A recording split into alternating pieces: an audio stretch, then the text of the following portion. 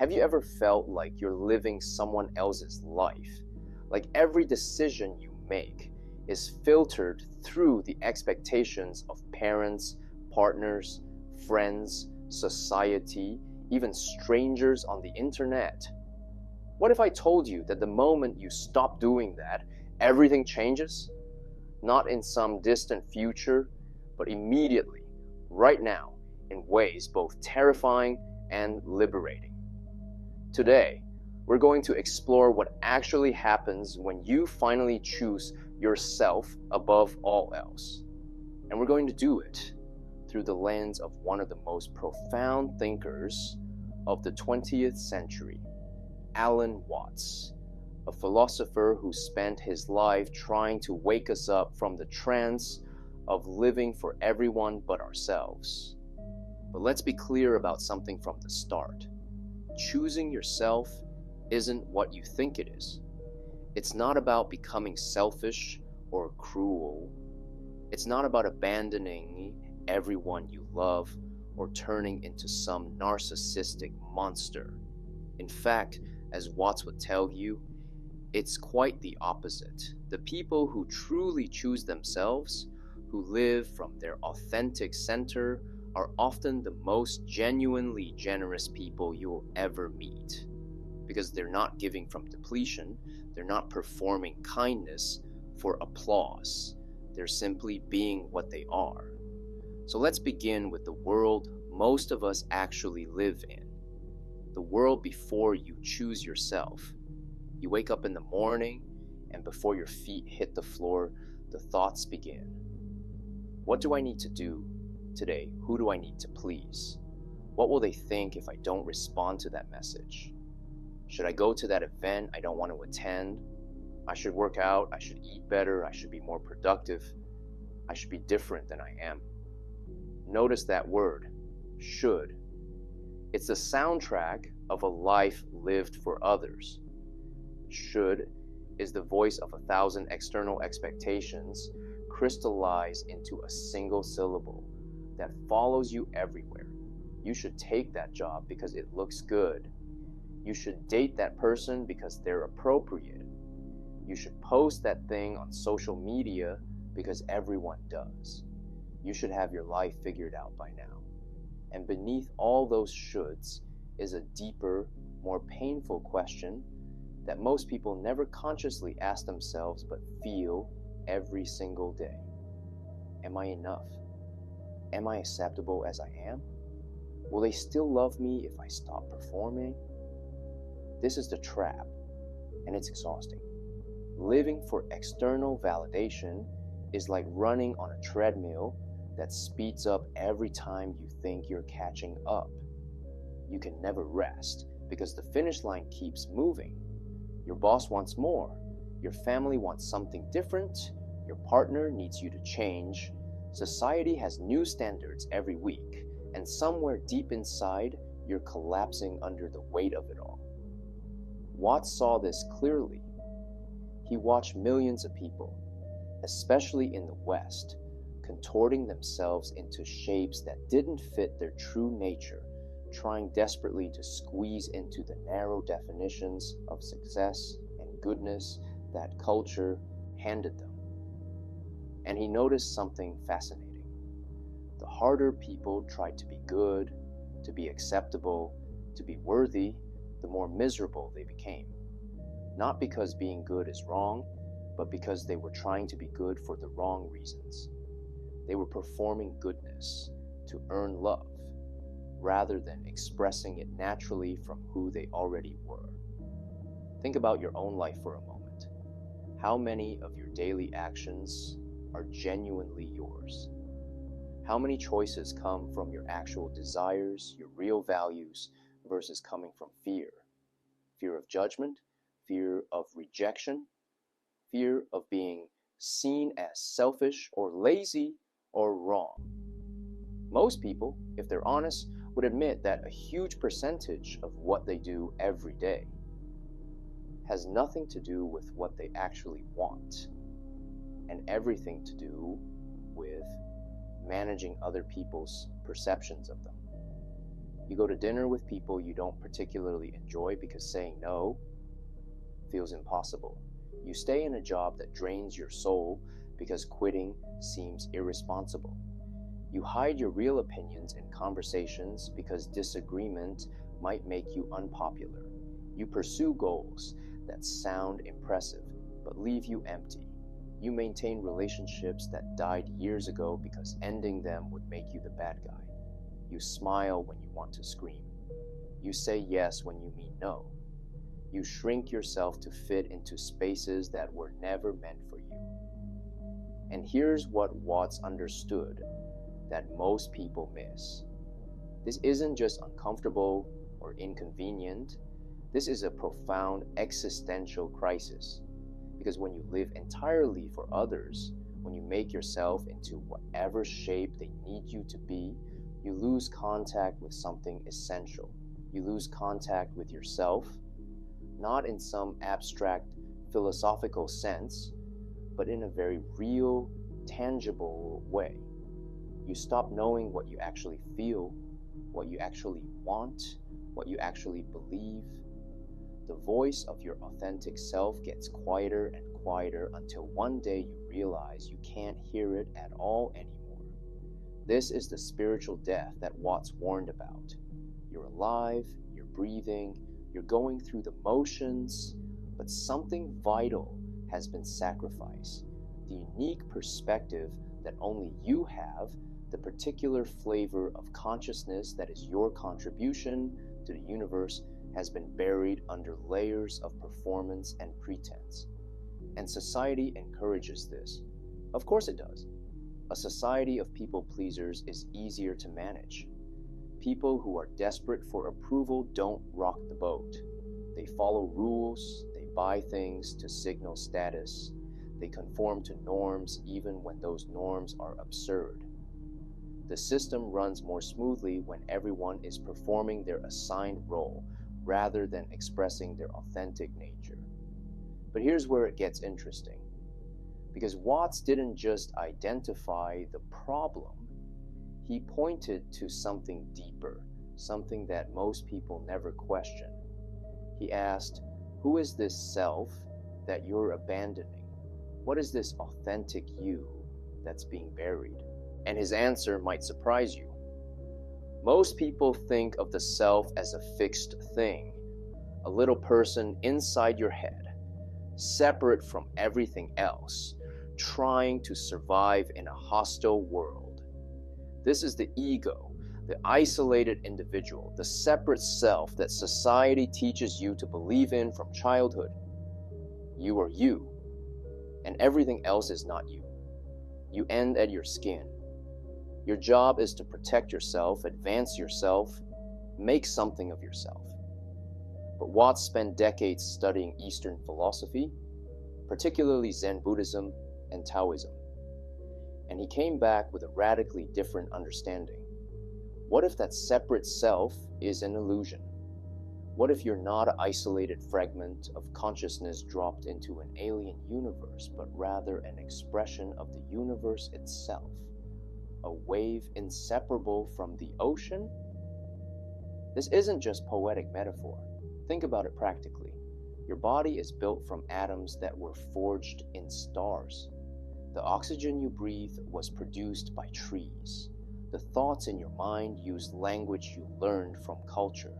The food that sustains you comes from soil and sun and the labor of countless beings. Where exactly do you end and the world begin? You're not in the universe. You are the universe, a temporary pattern in an endless flow of energy and matter and consciousness. So when Watts talks about choosing yourself, he's not talking about strengthening the ego, that defensive, separate little self that's always comparing and competing and trying to prove its worth. He's talking about something much deeper. He's talking about aligning with your true nature, which is simultaneously completely unique and utterly universal. Here's the paradox that changes everything.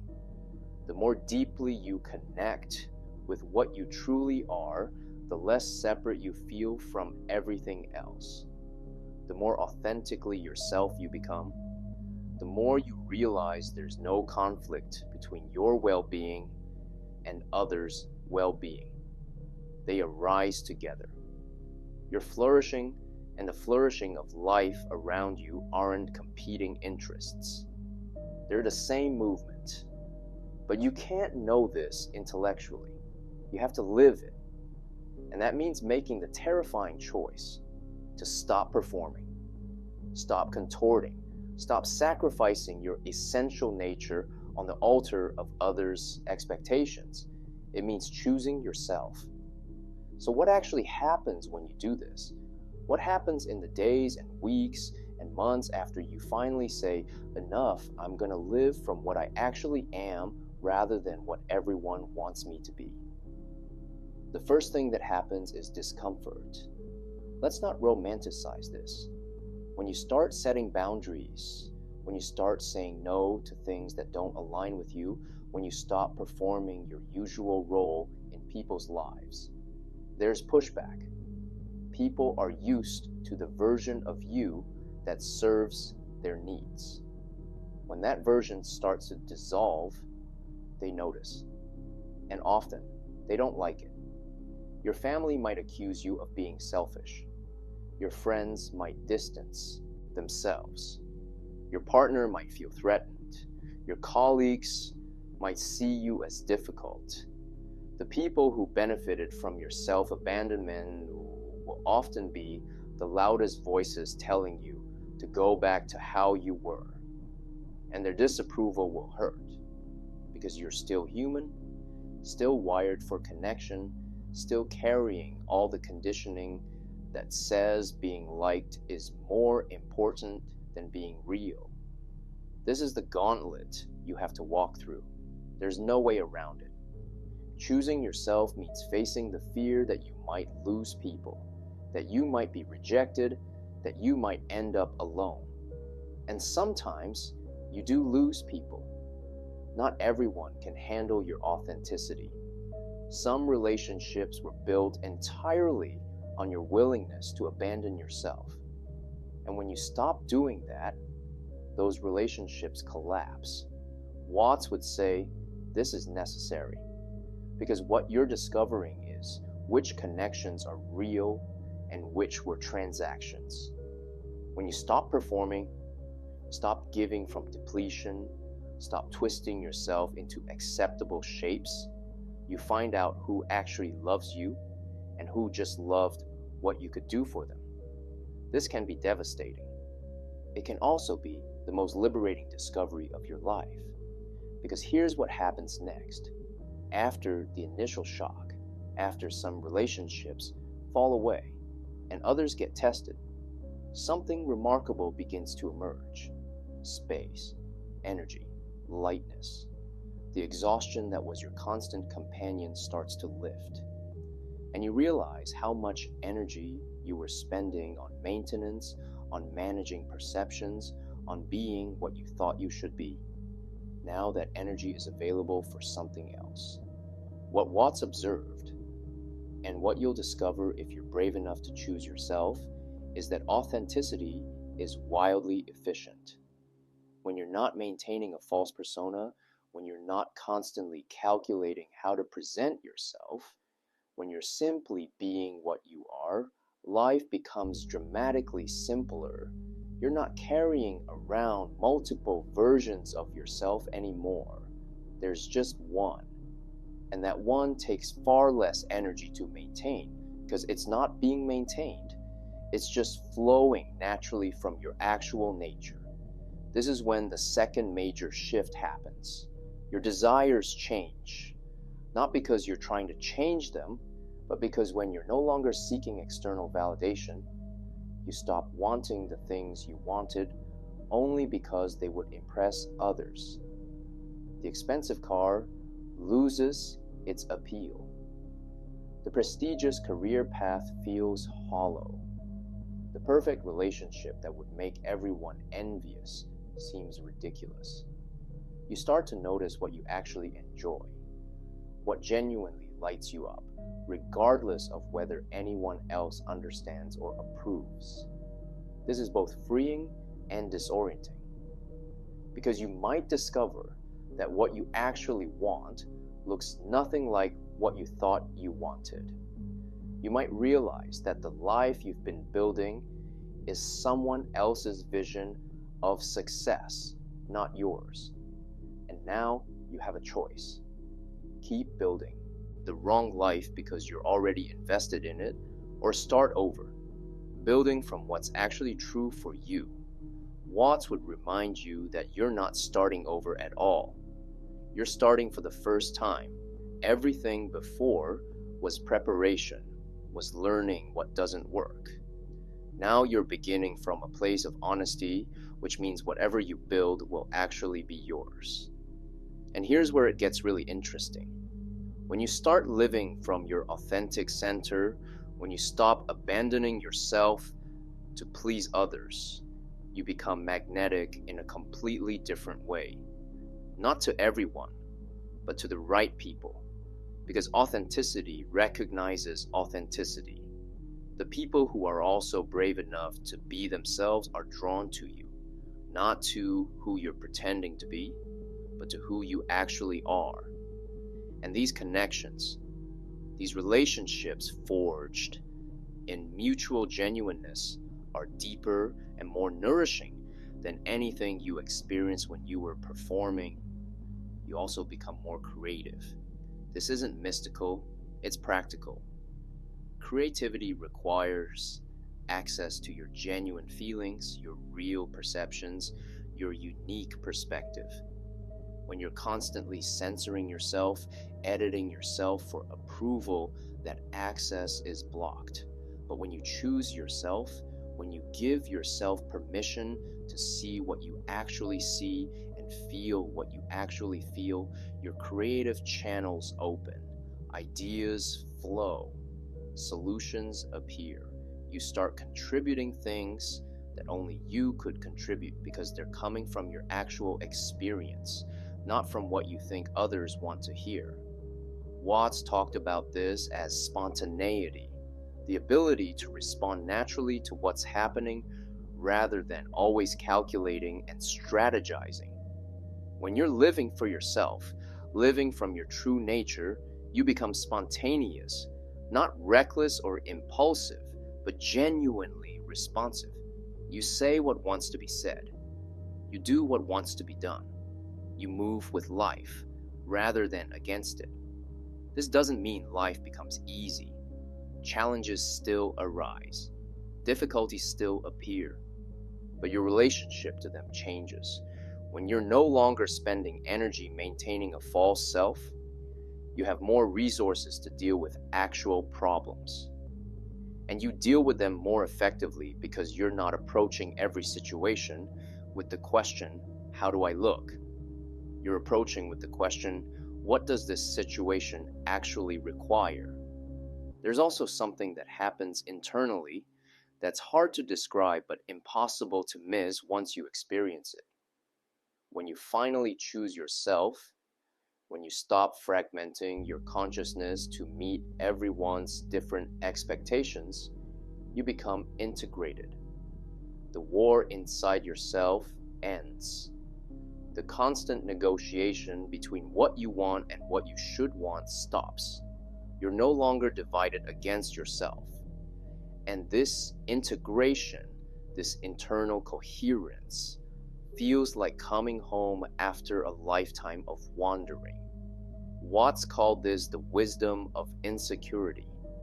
When you stop trying to secure yourself through others' approval, when you stop building your sense of worth on the shifting sands of external validation, you paradoxically become more secure. Not because you found something solid to stand on, but because you've stopped needing to stand on anything. You're flowing with what is, rather than constantly fighting to make reality conform to your image of how it should be. But let's be practical for a moment. What does choosing yourself actually look like in daily life? because it's easy to talk about authenticity and integration and spontaneity in the abstract. It's harder to know what this means when you're facing your actual life, your actual relationships, your actual responsibilities. Choosing yourself starts with small, honest moments. It starts with noticing when you're about to say yes, but actually mean no. It starts with catching yourself before you perform enthusiasm you don't feel. It starts with asking yourself, am I doing this because I genuinely want to, or because I'm afraid of the consequences of not doing it? And then, in those moments, you make a different choice. You say no, you admit you don't know. You share your real opinion instead of the safe one. You skip the event you don't want to attend. You end the conversation that's draining you. You stop pretending to be interested in things that bore you. One small moment of honesty at a time. This doesn't mean becoming harsh or unfeeling. It doesn't mean announcing your authentic truth at maximum volume in every situation. Watts was very clear that wisdom includes timing and tact. You can be authentically yourself without being cruel or unnecessarily provocative. You can set boundaries with kindness. You can say no with love. The key is that your actions start coming from your actual center rather than from fear or obligation. When you help someone, it's because you genuinely want to help, not because you're terrified of being seen as selfish. When you spend time with someone, it's because you genuinely enjoy their company, not because you're maintaining appearances. When you work on something, it's because it actually matters to you, not because it looks good on a resume. This shift from performing to being is subtle but profound, and people notice, not consciously at first, but they feel it. They sense that something is different about you. You're more present, more substantial, less apologetic. There's a groundedness to you that wasn't there before. And this groundedness, this settledness into your own being, is deeply attractive to healthy people and deeply threatening to unhealthy people. Which brings us to another reality of choosing yourself. You become a mirror. Your authenticity reflects other people's inauthenticity back to them, and not everyone appreciates that. The people who are still performing, still living for approval, often feel uncomfortable around someone who isn't doing that anymore. Your presence reminds them of the choice they're not making. And sometimes they'll resent you for it. They'll call you selfish or arrogant or changed. They'll tell you you're making a mistake. They'll pressure you to go back to the comfortable, predictable version of you that didn't challenge them to look at their own lives. This is part of the cost, and it's a cost worth paying, because the alternative is to continue abandoning yourself to make others comfortable, and that path leads nowhere good. That path leads to a life of quiet desperation, of looking back at 50 or 70 and wondering why you spent your entire existence living for everyone but yourself. Watts would say the real selfishness is forcing yourself to be what you're not, because an inauthentic person can't truly give to others. When you're depleted, performing, resentful, you have nothing genuine to offer. You might go through the motions of generosity, but there's no real love in it. It's transaction, obligation, manipulation. But when you're living from your authentic center, when you've chosen yourself and integrated yourself, you give from overflow, not from duty, but from genuine abundance. And that kind of giving transforms lives. Think about the people who have most impacted you. Chances are they weren't the people who were trying hardest to impress you. They were the people who were most fully themselves. who gave you permission through their example to be yourself. That's what you become when you choose yourself. Not a selfish monster, but a beacon of permission for others to do the same. There's also a deepening that happens over time.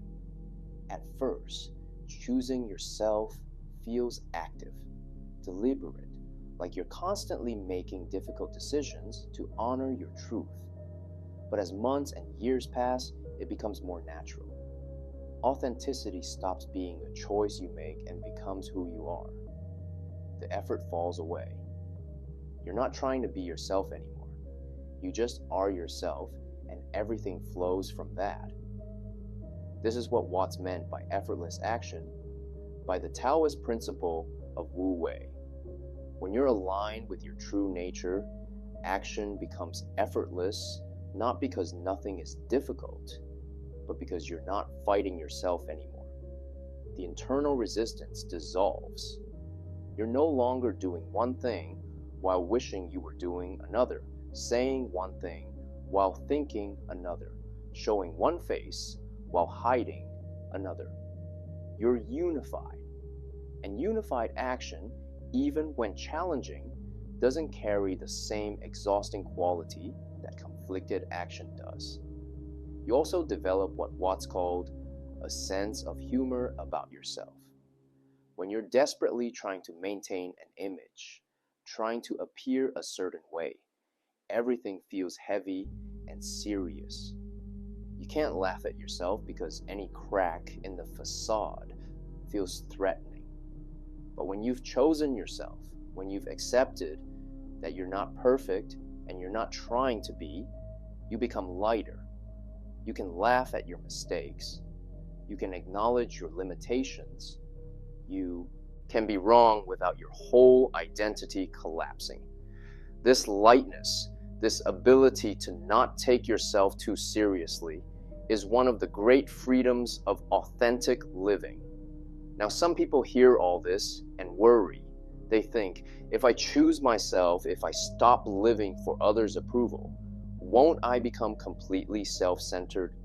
Won't I lose all empathy and consideration for others? Won't I just do whatever I want regardless of how it affects people? This concern comes from a fundamental misunderstanding of what the self actually is. Remember, Watts isn't talking about the ego, that separate, defensive, competitive little identity that's always trying to get more for itself at others' expense. He's talking about your true nature, which is not separate from life itself. And your true nature, when you're actually in contact with it, is not opposed to others' well-being. It includes others' well-being naturally. Think about it. When you're genuinely happy, deeply settled into yourself, you're naturally kind. Not performing kindness for credit, but spontaneously generous because you're overflowing. It's when you're depleted, resentful, performing, that you become truly selfish in the destructive sense. You start keeping score. You start demanding credit. You give but with strings attached, with expectations, with resentment. So choosing yourself doesn't make you selfish. It makes you genuinely generous for the first time. Because now when you give, you're giving freely, from choice, from abundance. And that kind of giving is what actually helps people, not the resentful obligation that passes for generosity in most people's lives. There's also a practical dimension to this that often gets overlooked. When you choose yourself, when you set boundaries and honor your actual limits, you become more reliable, not less. The people pleaser who says yes to everything ends up letting people down constantly because they're overcommitted, exhausted, doing everything halfway. But the person who says no when they mean no, who commits only to what they can actually follow through on, that person shows up fully when they do show up. They're present, engaged, genuinely helpful, because they're not spread so thin that they're useless everywhere. This is the practical wisdom that Watts pointed to constantly. Real helpfulness comes from being real, not from being nice. Being nice is often just conflict avoidance, people-pleasing disguised as virtue. Being real means sometimes disappointing people, sometimes saying things they don't want to hear, sometimes setting boundaries they find inconvenient. But it also means when you're there, you're really there. When you say yes, you mean it. When you commit, you follow through. And that reliability, that integrity between your words and actions is far more valuable than superficial niceness. As you continue to live from this place of having chosen yourself, you start to notice patterns. You see how much of the world's suffering comes from people abandoning themselves, contorting themselves, living lives that have nothing to do with who they actually are. You see the desperation in advertising, the hollowness in status games, the tragedy of people reaching the end of their lives, never having lived as themselves. And you feel both compassion for it and determination not to participate in it. You also start to see through the manipulation more clearly. The culture that profits from your insecurity becomes transparent. The messages telling you you're not enough, that you need this product or that achievement or this relationship to be complete, they lose their power, not because you're trying to resist them, but because you're no longer insecure in the way they're targeting. You've chosen yourself. You've accepted yourself. You're no longer in the market for external validation, so the salespeople of validation have nothing to sell you. This freedom from manipulation is one of the least talked about benefits of choosing yourself, but it's enormous. Think about how much of modern life is designed to make you feel inadequate so you'll buy something or do something or be something that serves someone else's interests. When you step out of that game, when you choose yourself and settle into your own being, you reclaim tremendous power. Not power over others, but power over your own life. You're no longer being lived by forces outside yourself. You're living from your own center. And this brings us to perhaps the most profound thing that happens when you choose yourself. You start to wake up from the trance of ego altogether. Because as you become more authentically yourself, as you stop performing and start being, you realize something that can't be understood intellectually, but only experienced directly. The self you're choosing isn't separate from anything. Your well-being isn't different from life's well-being. Your flourishing and the world's flourishing are the same movement. This is what Watts spent his whole life trying to communicate, not as a belief system or philosophy, but as a lived reality. When you truly choose yourself, when you go all the way down to what you actually are, beneath all the layers of conditioning and performance, you don't find a separate, isolated self that needs to compete with everything else. You find life itself, consciousness itself, the entire universe experiencing itself through this particular form called you. And from that recognition, your whole approach to existence changes. You're no longer trying to extract from life what you need to face secure. You're no longer trying to prove your worth through achievements and status. You're no longer trying to earn love through performance. You simply are what you are, and what you are is inseparable from everything else. So caring for yourself and caring for life become the same thing. Not in some abstract spiritual sense, but practically, immediately, in how you actually live. This is the ultimate paradox that Watts pointed to. The more completely you choose yourself, the less separate you feel. The more deeply you attend to your own nature, the more you realize you share that nature with everything. Your particular wave might look different from other waves, but it's all the same ocean.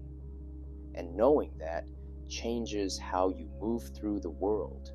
You stop trying so hard, not because you become lazy or apathetic, but because you realize you're not separate from life trying to make something happen. You are life happening. And life doesn't strain against itself. Water doesn't try to be wet. Fire doesn't try to be hot. You don't have to try to be yourself. You already are yourself. The question is just whether you're going to allow it or keep fighting it. And that choice, that moment-to-moment choice to align with what you actually are rather than what you think you should be, that's what changes everything. Not someday in the future when you've perfected yourself or achieved enough or earned enough approval.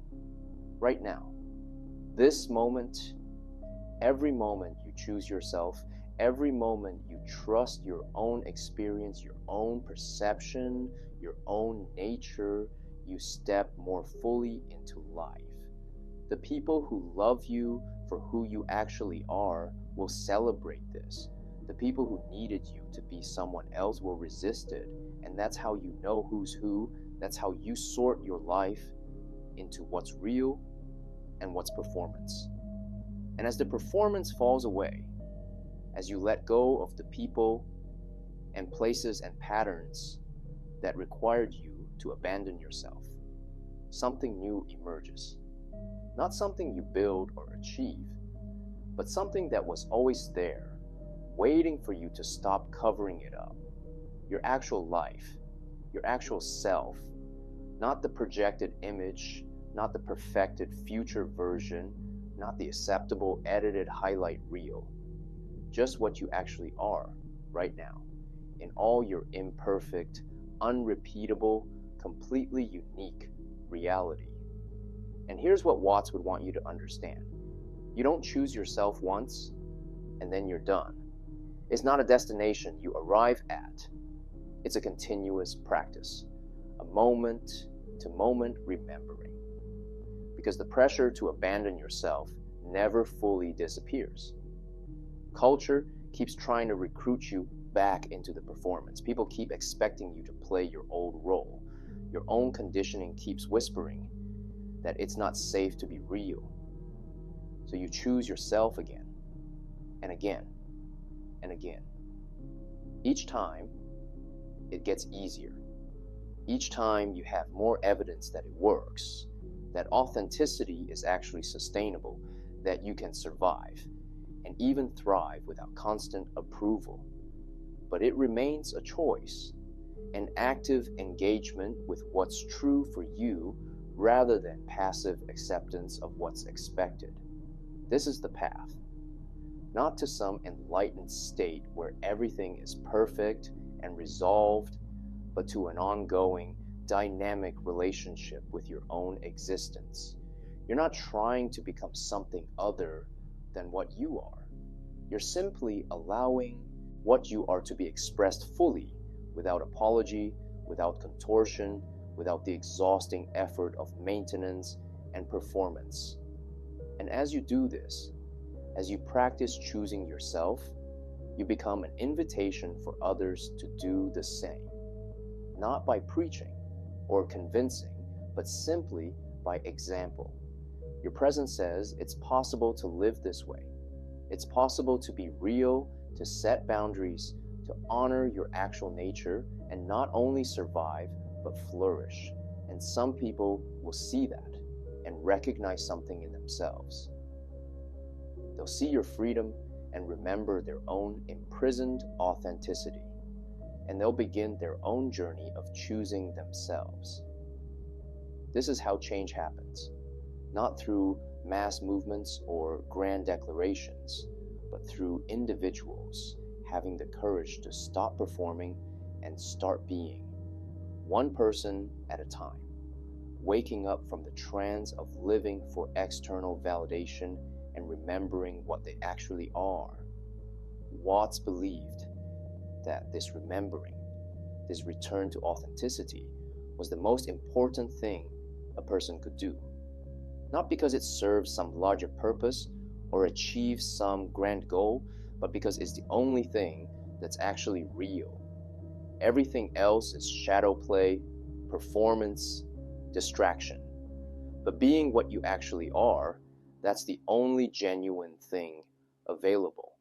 And from that genuineness, everything else that's worth doing flows naturally.